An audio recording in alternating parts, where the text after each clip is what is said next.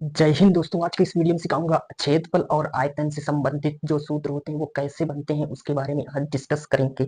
आइए चलते हैं, पहले देख लेते हैं जैसे छोटे छोटे वर्ग जैसे होते हैं, इसका क्षेत्रफल पहले देख लेते हैं क्या होता है, और आयतन का क्षेत्रफल क्या होता है, उसके अतिरिक्त वृत्त का क्षेत्रफल क्या होता है। यदि आपसे पूछा जाए वर्ग, देखो वर्ग किसे कहते हैं, जिसकी चारों भुजाएं बराबर हो, प्रत्येक कोण 90 अंश का हो और चारों भुजाएं बराबर होनी चाहिए। ठीक, जैसे यहाँ पर ए है तो ए सब में हो जाए, क्योंकि ए क्या होता है, हमारा भुजा है। ठीक है, ये सभी बराबर हो जाएंगे। इसी तरह आयत, आयत में क्या होता है, आमने सामने की भुजा बराबर होती है। ठीक, इसमें देखो जैसे ए, ये वाली भुजा ए है तो इसके सामने वाली भुजा ए हो जाएगी। ये तुम्हारी बी है तो इसकी लंबाई बी हो जाएगी। ठीक है, समझ गए। देखो वर्ग का क्षेत्रफल क्या होता है, वर्ग का क्षेत्रफल होता है भुजा स्क्वायर। वर्ग का क्षेत्रफल क्या होता है, भुजा स्क्वायर। और आयत का क्षेत्रफल क्या होता है, लंबाई गुणे चौड़ाई। यहाँ पर तुमको, यहाँ पर मान लो हमने बी मान लिया, यहाँ पर हमने बी मान लिया, तो इसकी लंबाई इसको मान लो। ठीक, लंबाई गुणे चौड़ाई आयत का क्षेत्रफल होता है। वृत्त का क्षेत्रफल क्या होता है, पाई आर स्क्वायर वृत्त का क्षेत्रफल होता है। ठीक, यदि बात की जाए वृत्त, ये आर यहाँ से यहाँ तक केंद्र से परिधि की दूरी को क्या बोलते हैं, त्रिज्या। ठीक है, अगर यहाँ से यहाँ तक दूरी बात की जाए, ये हमारा क्या हो जाएगा, यहाँ पर आर हो जाएगा, डबल आर, यानी इसको यहाँ से यहाँ तक दूरी को देखो, यहाँ से जब पृथ्वी पर कोई रेखा दो बिंदु पर काटती है तो इसका मतलब ये क्या है, जीवा है। अगर वो केंद्र से जाती है तो ये वृत्त की सबसे बड़ी जीवा कहलाती है, जिसको व्यास भी कहते हैं। ठीक, ये डी हो जाएगा, डी हमारा क्या होता है, 2r के बराबर होता है। देखो आर की दुगना होता है।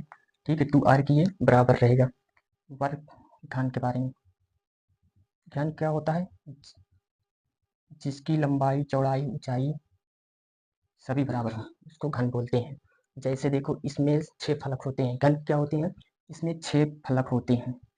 ठीक है, इसमें कितने फलक होते हैं, 6, एक यहाँ, एक यहाँ, एक ऊपर, एक नीचे, एक इधर, एक बाएं, एक दाएं। ठीक, एक इधर रहता है, इसकी मान लो भुजा ए है तो प्रत्येक भुजा क्या हो जाएगी, ए ए। ठीक है, सभी इसकी फलक 6 होते हैं फलक, और 6 फलक क्या होते हैं, एक दूसरे बराबर होते हैं। ये एक लूडो की गिट्टी के जैसे होता है।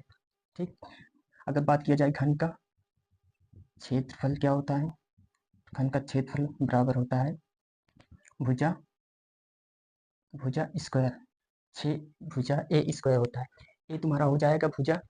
ठीक, और 6 हो जाएगा, 6 फलके हैं, जैसे सभी वर्गाकार फलकें इसकी होती है, यानी 4 भुजाएं बराबर होती है, तो एक फलक के ए स्क्वायर हो जाएगा, तो 6 फलक है, 6 ए स्क्वायर हो जाएगा। ठीक, इसी तरह देखो क्योंकि इसमें कितने फलक हैं, 6 फलक हैं, 6 फलक, एक फलक, सभी फलके क्या है, एक वर्ग के जैसे होते हैं, तो वर्ग का क्षेत्रफल क्या होता है, भुजा स्क्वायर। इसी तरह हम जब देखते हैं 6 फलक है, 6 फलक के क्या निकल जाएगा, 6 भुजा स्क्वायर, यानी भुजा एक मान लिया तो एक स्क्वायर, 6a स्क्वायर हो जाएगा घन का क्षेत्रफल। अगर बात किया जाए घन का आयतन क्या होता है, घन का आयतन, घन का आयतन क्या होता है, इस भुजा क्यूब होता है, याद रखना।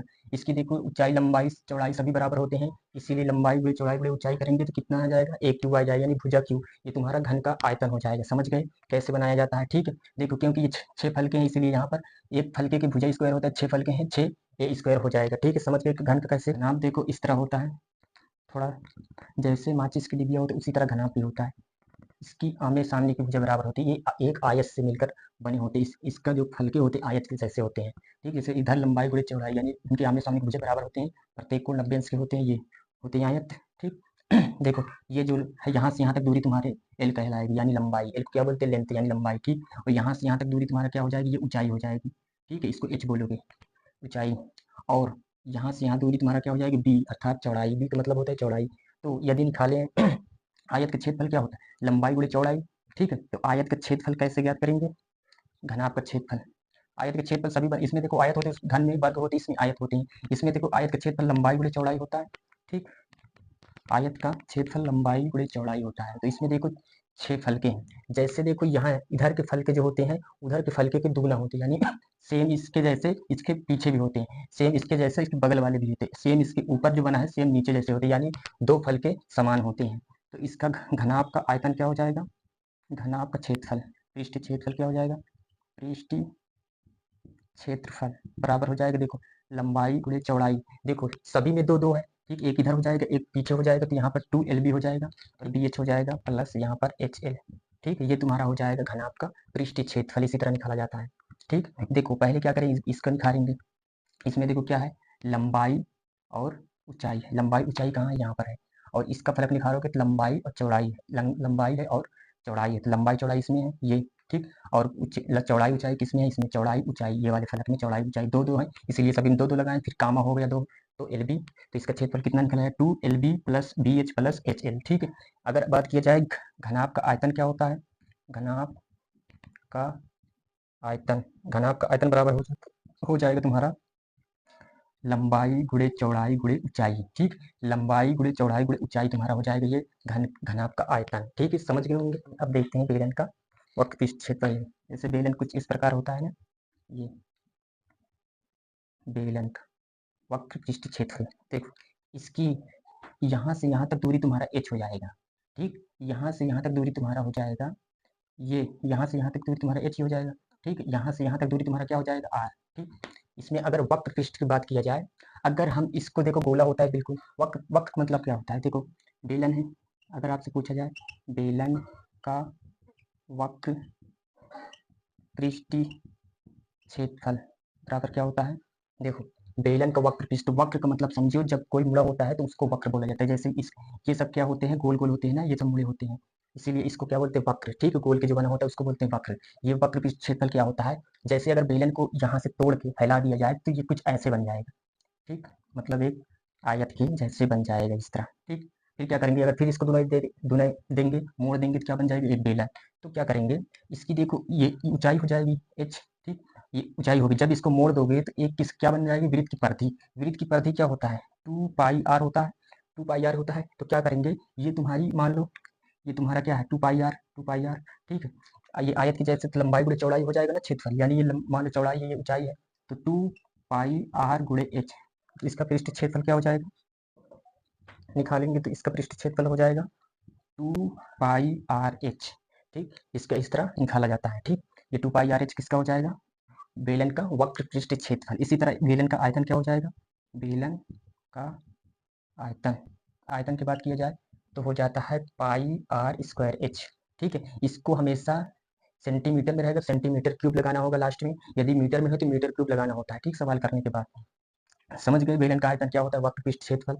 अगर आपसे पूछा जाए कि बेलन का संपूर्ण पृष्ठ क्षेत्रफल, संपूर्ण का मतलब होता है, मान लो अभी तो वक्र निकाले हैं, संपूर्ण का मतलब इधर से यदि ढक दें और ऊपर से भी ढक दें तो इसका क्षेत्रफल क्या हो जाएगा। तो बेलन का संपूर्ण पृष्ठ क्षेत्रफल क्या हो जाएगा, संपूर्ण पृष्ठ क्षेत्रफल पूछे तो देखो कैसे निकाला जाता है।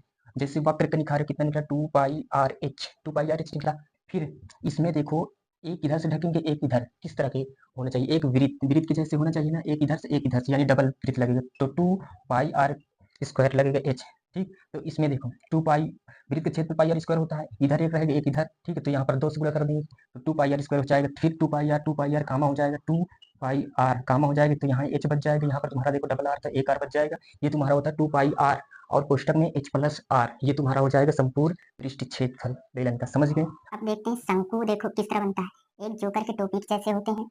ठीक, इसमें देखो ये तुम्हारा ऊंचाई होता है h, ये तुम्हारे यहाँ से यहाँ तक दूरी r होता है, ये जो तिर्यक ऊंचाई इसको बोलते हैं l।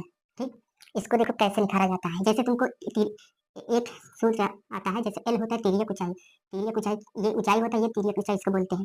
तिर्यक ऊंचाई बराबर एक सूत्र होता है, जैसे मान लो h दिया है तुम्हारा और r दिया, l नहीं दिया, तो कैसे निखारोगे, इसके लिए सूत्र होता है l बराबर होता है, यहाँ लिख देते हैं, l बराबर होता है रूट में h का स्क्वायर प्लस r का स्क्वायर के बराबर होता है इसके तिर्यक ऊंचाई। क्यों, क्योंकि देखो पढ़ोगे आप पाइथागोरस पर में पढ़े कि नहीं पाइथागोरस पर में क्या होता है कि जो कण होता है, देखो यहाँ पर अगर बनाए तो ये समकोण बनेगा, तो ये तुम्हारी ऊंचाई हो जाएगी, ये तुम्हारी क्या हो जाएगा आधार, यानी ये लंबाई ये आधार, या लंब बोलो या फिर इसको आधार बोलो। ठीक, ये क्या हो जाएगा कण, तो कण बराबर क्या होता है आधार के ऋण में आधार का स्क्वायर प्लस लंब का स्क्वायर। ठीक, इसी तरह ये आधार मान लो तुम्हारा दिया r, ठीक है, लंब क्या दिया h, तो h का स्क्वायर प्लस r का स्क्वायर ऐसे निकाल लेंगे। ठीक है, अब देखें अगर वो शंकु का वक्र पृष्ठ क्षेत्रफल क्या हो जाएगा, वक्र पृष्ठ क्षेत्रफल क्या हो जाता है, इसका बात किया जाए वक्र पृष्ठ क्षेत्रफल तो इसका होता है πrl। ठीक है, ये तुम्हारा लंबाई हो जाएगा और πrl तुम्हारा क्या हो जाएगा, पाई हो जाएगा, r तुम्हारा त्रिज्या हो जाएगा। ठीक है, ये होता है तुम्हारा शंकु का वक्र पृष्ठ क्षेत्रफल। अगर शंकु का आयतन की बात की जाए तो क्या हो जाएगा, शंकु का आयतन हो जाता है 1/3πr²h। ठीक है, ये तुम्हारा शंकु का आयतन सूत्र हो जाएगा। ठीक, 1/3 हो जाएगा πr² हो जाएगा। ठीक है, इसके बाद अगर इसका मान लो संपूर्ण पृष्ठ क्षेत्रफल देखा जाए तो देखो संपूर्ण पृष्ठ क्षेत्रफल कैसे निकालेंगे, पृष्ठ क्षेत्रफल संपूर्ण पृष्ठ क्षेत्रफल देखो इसका वक्र पृष्ठ क्षेत्रफल कितना आया था पाई आर एल। ठीक है, अब इसमें क्या करेंगे, ऊपर से देखो एक वृत्त की ढल देंगे। ठीक है, तो यानी पाई आर स्क्वायर, वृत्त क्षेत्र पाई आर स्क्वायर एक है तो इसमें एक रखेंगे पाई आर स्क्वायर। ठीक, इसमें देखो पाई आर कामा है दोनों, तो यहाँ एल बच जाएगी, यहाँ तुम्हारा एक एल। ठीक है, तो अगर आपसे पूछा जाए संपूर्ण पृष्ठ क्षेत्रफल क्या होता है, शंकु का तो होता है पाई आर कोष्टक में एल प्लस आर। एल क्या है, तिर्यक ऊंचाई होता है, समझ गए। गोले का गोले का पृष्ठ क्षेत्रफल, पृष्ठ क्षेत्रफल, क्षेत्रफल देखो गोले का पृष्ठ क्षेत्रफल क्या होता है, गोले पृष्ठ क्षेत्रफल होता है, इसमें देखो इसका मतलब ये चार वृत्त से मिलकर बना होता है गोला। ठीक है, कुछ चार वृत्त से मिलकर बना होता है, तब जाकर तुम्हारा गोला बनता है इस तरह। तो देखो इसका हो जाएगा 4, ठीक है, पाई आर स्क्वायर। ठीक है, ये तुम्हारा हो जाएगा 4 पाई आर स्क्वायर, किसका हो जाएगा क्षेत्रफल, ये हो जाएगा तुम्हारे गोले का पृष्ठ क्षेत्रफल। ठीक है, अगर इसका गोले का आयतन की बात किया जाए तो क्या हो जाएगा, गोले का आयतन, गोले का आयतन हो जाएगा तुम्हारा 4/3 पाई आर, यहाँ पर क्यू हो जाएगा। ठीक है, ये तुम्हारा गोले का आयतन हो जाएगा, समझ गए। देखो इसमें मान लो 4 वृत्त से बना होता है ये, इसलिए यहाँ पर 4 पाई आर स्क्वायर होता है। ठीक है, यहाँ पर देखो गोले का आयतन है, तो गोले का आयतन क्या होता है 4/3, यहाँ पर 3 हो जाएगा बटे में पाई आर क्यू हो जाएगी, ये तुम्हारा हो जाएगा गोले का आयतन और गोले का पृष्ठ क्षेत्रफल। ठीक है, समझ गए होंगे क्या होता है अर्धगोले का। देखो अर्धगोला बनाया जाए तो कुछ इस तरह बनेगा ये। ठीक, यहाँ तक दूरी तुम्हारा आर हो जाएगा। ठीक है, यहाँ से यहाँ तक दूरी, ठीक है, यहाँ से यहाँ तक दूरी तुम्हारा आर हो जाएगा, समझ गए। देखो अर्धवृत्त का क्षेत्रफल पूछा जाए तो कितना होता है, यहाँ पर तुम्हारा अर्धवृत्त ऐसे बनता है, मान लो ऐसे करोगे तुम्हारा, ये कुछ ऐसे करके, इसमें देखो पहले जब आधा करेंगे, जैसे मान लो गोले का क्षेत्रफल क्या होता है, अर्धगोले की निखारेंगे, अर्धगोले का क्षेत्रफल पूरे गोले कितना होता है 4 पाई आर स्क्वायर एच होता है, नहीं 4 पाई आर स्क्वायर होता है, तो क्या करेंगे इसको आधा करेंगे 2 पाई आर स्क्वायर हो जाएगा। लेकिन ये तो तुम्हारा 2 हो जाएगा, लेकिन इसमें देखा जाए तो एक वृत्त ये भी बन रहा है। ठीक, तो ये भी तो ढका रहेगा, तो इसमें क्या हो जाएगा, तो इसको भी जोड़ लेंगे एक और पाई आर स्क्वायर हो जाएगा 3 पाई आर स्क्वायर हो जाएगा तुम्हारा अर्धगोले का क्षेत्रफल। ठीक है, समझ गए होंगे, क्योंकि यहाँ पर एक नीचे हो जाएगा इसमें, तो इसका भी क्षेत्रफल निकालना होगा, तो एक और ऐड कर देंगे 3 पाई आर स्क्वायर एच हो जाएगा। ठीक है, समझ में आया। ठीक है, अब अगर बात किया जाए तो बेलन का अर्धगोले का अर्धगोले का आयतन क्या होता है, गोले का आयतन, अर्धगोले का आयतन क्या होता है 4 पाई, यहाँ पर तुम्हारा 4 था, यहाँ देखो 2 था, यहाँ पर 2/3 पाई आर क्यूब हो जाएगा। ठीक है, 2/3 पाई आर क्यूब तुम्हारा हो जाएगा अर्धगोले का पृष्ठ क्षेत्रफल। ठीक है, वो अर्धगोले का आयतन हो जाएगा। ठीक, समझ गए, अर्धगोले का आयतन होता है 2/3 पाई आर क्यूब। ठीक है, आप अब समझ गए कि किसी का सूत्र आराम से निकाल सकते हैं। ठीक, यह वीडियो आपको अच्छी लगे प्लीज वीडियो को लाइक सब्सक्राइब एंड शेयर करना ना भूलें। Thank you so much.